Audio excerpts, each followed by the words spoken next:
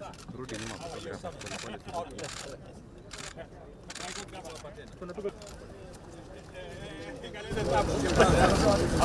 This way.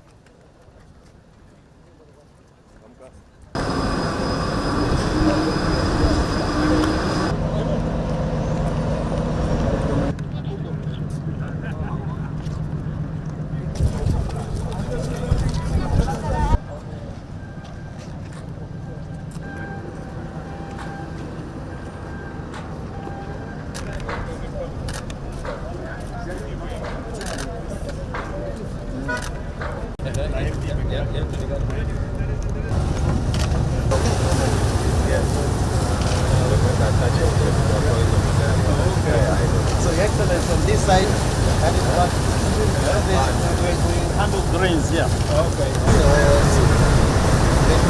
These are mainly grains. Okay. Grain bulk facilities, they're all here.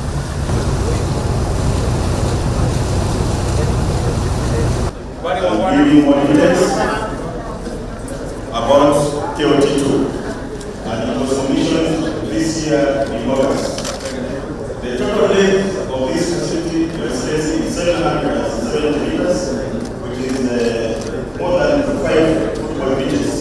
The issues of security and pollution control and firefighting is still under Kenya Ports Authority.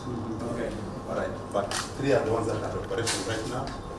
That is bath number 1, that is bath number 3, and this is bath number 2. Okay. So we can handle 3 vessels at the same time.